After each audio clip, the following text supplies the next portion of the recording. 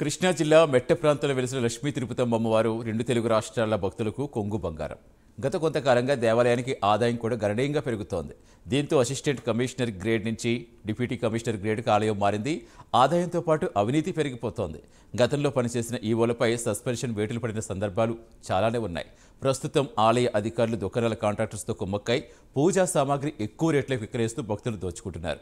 తిరుపతమ్మ అమ్మవారి సన్నిధిలో జరుగుతున్న అక్రమాలపై ప్రైమ్ 9 స్పెషల్ స్టోరీ.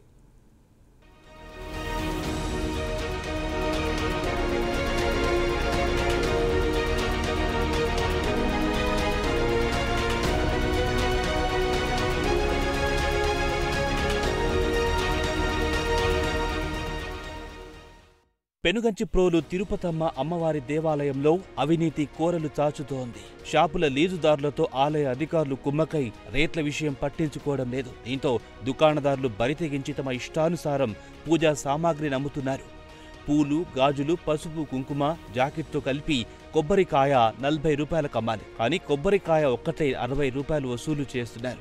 కేవలం జాకెట్, గాజులు 50 రూపాయలకు అమ్ముతున్నారు. బోర్డు మీద ఉన్న రేట్ల కన్నా ఎక్కువ రేట్లకు అమ్ముతున్నారు.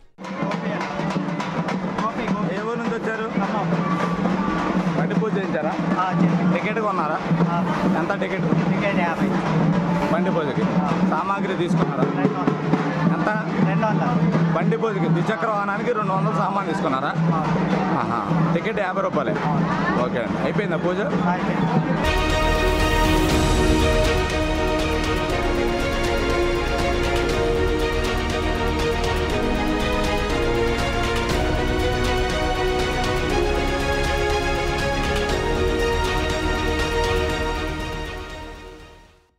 అదేవిధంగా భక్తులు పాలు, పొంగళ్లు చేసుకునేందుకు పావు కిలో 70 రూపాయలు కాగా 90 రూపాయలు వసూలు చేస్తున్నారు. ద్విచక్ర వాహన పూజ చేయించేందుకు సామాగ్రి కొనుగోలుకు దేవస్థానం వారు నిర్ణయించిన ధర 70 రూపాయలు కాగా 200 రూపాయలకు అమ్ముతున్నారు. అందిన కాడికి భక్తులను దోచుకుంటున్నారు. దీంతో దేవాలయానికి రావాలంటేనే భక్తులకు భారంగా మారుతోంది.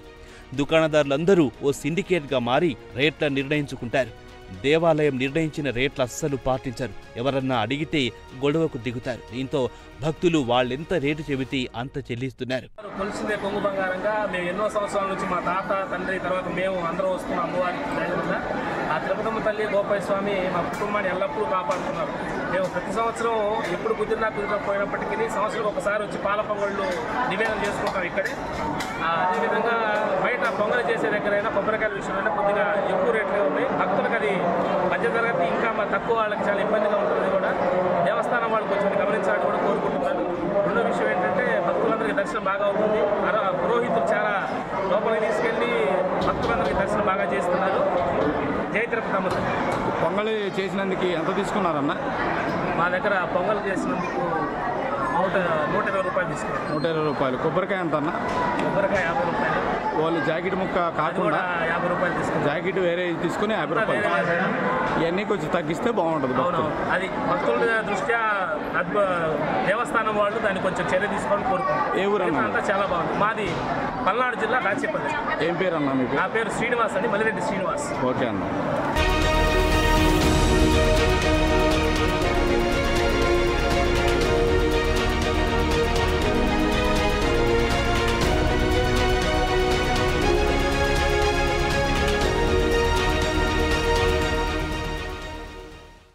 అమ్మవారి దేవస్థానంలో ప్రతి నిత్యం అన్నదానం నిర్వహిస్తారు. దీనికి సంబంధించిన విరాళాలిచ్చిన భక్తుల కుటుంబ సభ్యుల పేర్లను గతంలో రాసేవారు. ఇప్పుడు అది కనిపించకపోవడం గమనించదగ్గ విషయం. మరోవైపు భక్తులకు సరైన సౌకర్యాలు సైతం అందడం లేదు. అమ్మవారి అంతరాలయంలో గత నెల రోజులుగా ఏసీలు పనిచేయడం లేదు. భక్తుల క్యూ లైన్లో ఫ్యాన్లు కూడా పనిచేయడం లేదు. నిత్యం వందలాది మంది భక్తులు అమ్మవారిని దర్శించుకోవడానికి వస్తారు. భక్తులకు కనీస సౌకర్యాలు కల్పించడంలో ఆలయ అధికారులు అలసత్వం ప్రదర్శిస్తున్నారు. శ్రీ తిరుపతమ్మ అమ్మవారి దేవస్థానం డిప్యూటీ కమిషనర్ ఎగ్జిక్యూటివ్ ఆఫీసర్గా ఈ నెల 2వ తేదీ నేను అదనపు బాధ్యతగా ఛార్జ్ తీసుకున్నాను. నేను శ్రీ విజయవాడ దుర్గామల్లేశ్వర స్వామివారి దేవస్థానం డిప్యూటీ ఎగ్జిక్యూటివ్ ఆఫీసర్గా ప్రస్తుతం పనిచేస్తున్నాను. ఈ దేవస్థానంకి వచ్చిన దగ్గర నుంచి ఇక్కడ కొన్ని సమస్యలను గుర్తించడం జరిగింది. లైసెన్స్దారుల విషయంలో కానీ, అలాగే శానిటేషన్ విషయంలో కానీ, అలాగే దేవస్థానానికి సంబంధించిన విద్యుత్తు, లైట్ల విషయంలో కానీ ఇట్లా అనేక విభాగాల్లో కొన్ని సమస్యలు ఉన్నాయని చెప్పి గుర్తించడం జరిగింది. వీటన్నిటి మీద కూడా చర్యలు తీసుకోవడం ప్రారంభించాం. ఎక్కడైతే విద్యుత్ లైట్లు లేవో, ఏ ఏరియాల్లో చీకటిగా ఉందో ఆ ఏరియాలని గుర్తించి వాటికి ఎక్కడ ఎంత లైట్లు వేయాలనే దాని మీద ఒక ఎస్టిమేట్ తయారు చేయడం జరుగుతుంది. మా ఏఈ గారికి ఆల్రెడీ నేను రాగానే ఆదేశాలు ఇచ్చాను. వారు ఆ పనిలో ఉన్నారు. ఎక్కడ విద్యుత్ లైట్లు లేకుండా ఉండే విధంగా లేకుండా ప్రతి ఏరియా కూడా పూర్తి వెలుతురుతో నిండి ఉండేలా, దేవస్థానం మొత్తం వెలుతురుతో నిండి ఉండేలా అన్ని పక్కల కూడా విద్యుత్ లైట్లు ఏర్పాటు చేయమని ఆదేశించడం జరిగింది. ప్రస్తుతం అదే పనిలో ఉన్నారు. అలాగే 4 గోపురాల్లో కూడా విద్యుత్ లైట్లు ఏర్పాటు చేయమని చెప్పడం జరిగింది. వీటన్నిటికి కూడా ఎలక్ట్రికల్ విభాగం వారు ఎస్టిమేట్లు తయారు చేస్తున్నారు. త్వరలో టెండర్లు పిలుస్తాం. అట్లాగే ఈ లీజుదారుల వ్యవహారాల్లో ఉన్న అవకతవకలు, కొన్ని ఎక్సెస్ అమౌంట్లు కలెక్ట్ చేయడం విషయాల్లో కూడా చర్యలు తీసుకుంటున్నాం.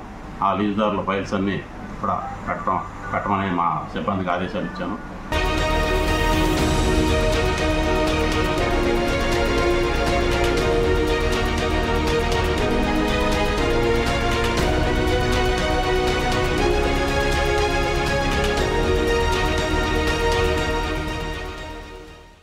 రాత్రి సమయంలో లైట్లు సరిగ్గా వెలగకపోవడంతో దేవాలయం అంధకారమయంలో ఉంటోంది.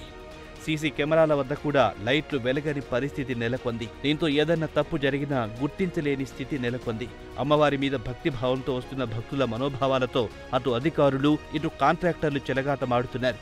దీనిపై కొత్తగా చార్జ్ తీసుకున్న డిప్యూటీ కమిషనర్, కార్యనిర్వహణ అధికారి జీబీడీఎన్ లీలా కుమార్ దృష్టికి ప్రైమ్ 9 రిపోర్టర్ తీసుకెళ్లగా త్వరలో ఈ సమస్యలన్నీ పరిష్కరిస్తామని, ఇకపై ఇలాంటివి ఇంకా జరగకుండా చర్యలు తీసుకుంటామని హామీ ఇచ్చారు. చూడాలి మరి ఈ కొత్త ఈవో సారథ్యంలోనైనా పరిస్థితులు మారుతాయేమో.